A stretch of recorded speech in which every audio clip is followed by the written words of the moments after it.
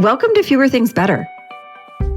This is the place for all of us who are big on goals and short on time.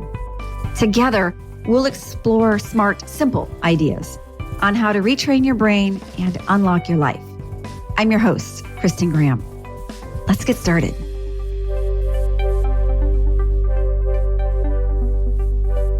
I recently was able to join a few friends for a little nature getaway. And lucky for me, I live in one of the most beautiful corners of the United States, the Pacific Northwest. Think of snow-capped mountains, towering trees, glittering lakes, and even the Pacific Ocean. And there's about a dozen shades of blue where the water meets the sky. I know, so nerdy. But for a girl who grew up in the desert heat of Phoenix, Arizona, living here still feels like nirvana, even 20 years after I moved here. For this recent adventure, we hopped on a ferry and took it out to one of the islands that's tucked up near the Canadian border. It was just one of those perfect sunny days where you can just see for miles, and the air and the views were like a giant hug from Mother Nature. I know I sound like a commercial, but there's something about that day that has stayed with me. It's like the afterglow of being unplugged, steady hum of happiness that followed me back into real life. And that's what this episode is about. The bottom line on top is that sometimes all we need for restoration is just a few steps away from everything that plugs in. That experience reminded me of a concept from the Japanese culture that I heard about a few years ago. It's called shinrin-yoku, or forest bathing. Shinrin-yoku is the practice of immersing yourself in nature, bathing your senses in sights, sounds, textures around you. The popularity of the practice began in Japan in the 1980s as an antidote to rising stress and burnout. And there are now decades of research that back up what many of us feel instinctively, that time in nature can rewire us a little bit, or at least reset it. It's sort of like a human recharging station, but no Wi-Fi password required. Another part of the nature research that I find fascinating is something called grounding or earthing. It's as simple as placing your bare feet or hands directly on a natural surface, like grass or dirt or sand or stone. And even those few minutes that you do it can help regulate cortisol levels and activate calming neural pathways in your brain and body. And there's a little poetic truth to that practice.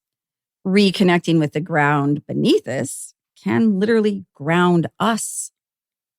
And hey, if that's a little too woo for you, here's some science snacks to help you consider it more.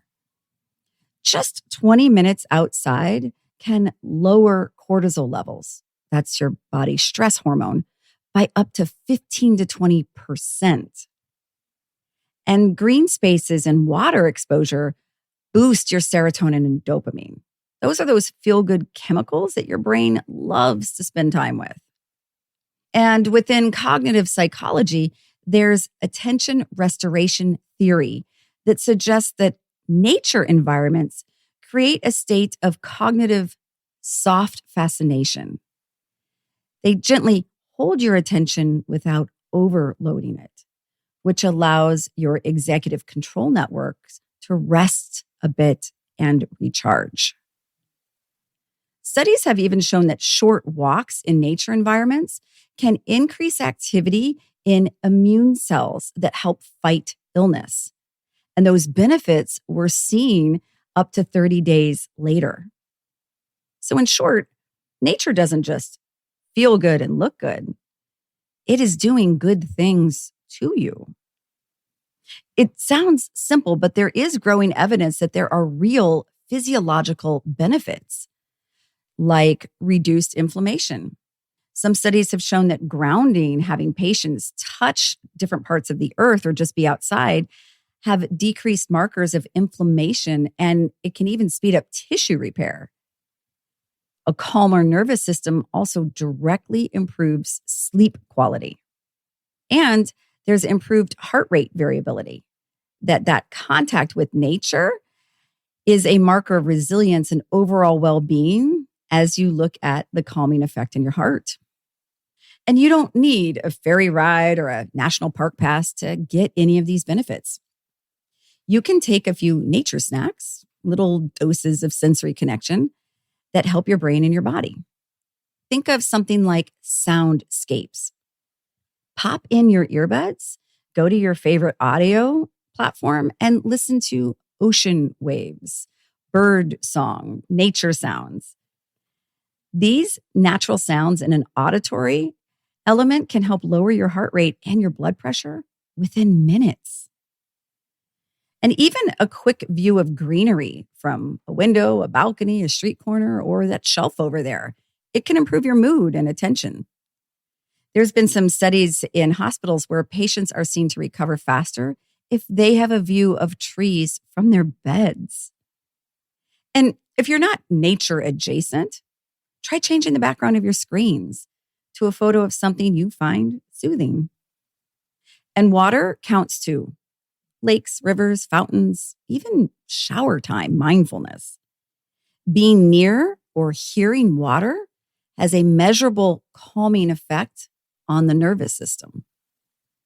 When we let ourselves unplug, even briefly, the world has a way of plugging us back in to ourselves, to each other, and maybe to something bigger. So the next time your brain feels crowded and your calendar feels relentless, try a little nature snack. Step outside if you can, put your feet somewhere, just breathe, listen to something. Let your nervous system remember what calm feels like and that it's always within reach. And the goal isn't always to get out into nature. Sometimes it's just about letting a little nature into you. So in the days ahead, see where there's a little space to make space. Think of it as an organic way that you can take extra good care of you.